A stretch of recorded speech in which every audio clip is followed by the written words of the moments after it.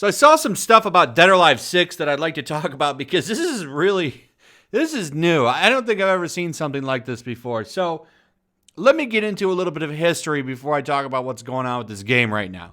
Dead or Alive 6, I think it's like a year or two old now. It's not that old, but it's not, the newest game. It's fairly popular fighting franchise. Now, it had a little bit of controversy when it first came out because they talked about censoring it, and then they didn't censor it, and it seemed like they were trying to appeal to the NPC crowd, and then it seemed like they didn't. It was really weird. They didn't help themselves with their strange kind of messaging behind the game. But at the end of the day, it seems like they went back to what made the game popular, which is pretty much big anime-looking waifu characters that bounce quite a bit. The physics in this game have always been somewhat over the top, and that's fine. That's what the game's about. If you don't like it, don't buy it. You know what I'm saying? If you don't like stuff like that, don't buy it. But of course, that's a different conversation because people that don't like this stuff, well, they just want to take it away for everybody. They don't want you to have it. It's really strange. If you don't like it, don't buy it. But we live in a world where people are just going to try to take away things that you like. They can't just ignore it. It's all about, destroying that male gaze and stuff. But anyway, this game really does encapsulate predatory practices because they charge a lot for their DLC. You have like 4 DLC packs right now. I went on Steam and checked before I started recording. Season Pass 4 is out, and that's $90. I think the first one was like $100. They were charging a lot of money. So you're talking hundreds of dollars if you want all the DLC in this game, and that's for a reason. It's because you can customize the characters. So I'd imagine, there's a lot of dudes that like to customize the female characters to their particular tastes, and I don't see a problem with that. I don't think that's a problem. However, I do think exploiting that is a problem. They're charging a lot of money. There's so much DLC for this game.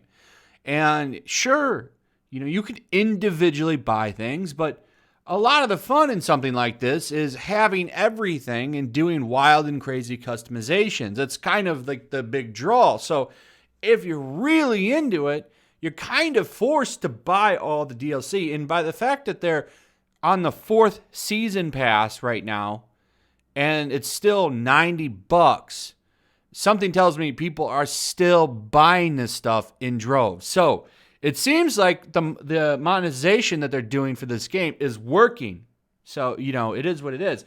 However, this is taking it a step too far. So coming out of Eurogamer, Dead or Alive 6 hair color change microtransaction, a complete slap in the face. What's going on here, you're asking? Well, you're customizing your favorite waifu character in Dead or Alive 6. You want to change your hair. Maybe you want to make it green today. Okay. Well, guess what? You got to pay for that. Every single time you want to change the hair color of the character in the game, you have to pay money. No shit. I know. Shouldn't be a shocker, but it's just the fact that you have to do it every time. And it costs $1 every single time.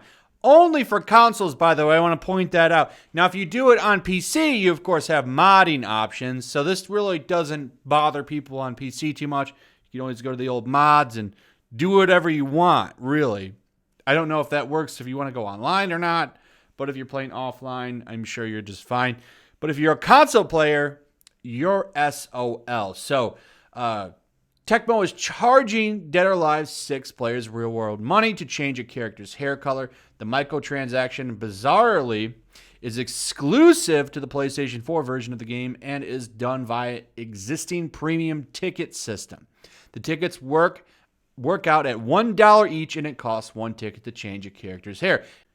In one of the most egregious microtransactions we've ever seen, Dead or Alive 6 charges players to change a character's hair color from 16 colors, but that doesn't unlock the color for unlimited use after.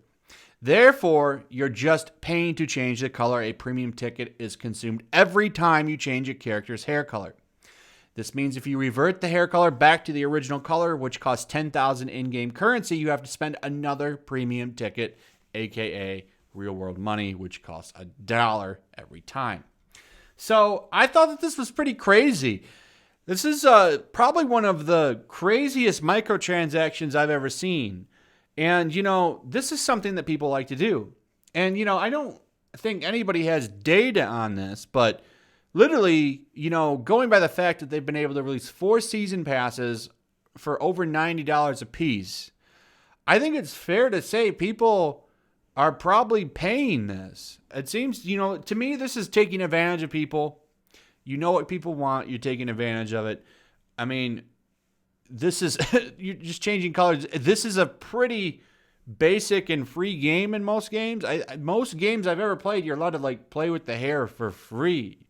Now, I understand charging for outfits and stuff, but this is really, really greedy. And it does show kind of the greed of game companies and where they're going and just how crazy microtransactions have become. This really kind of just blew me away, and I wanted to talk about it.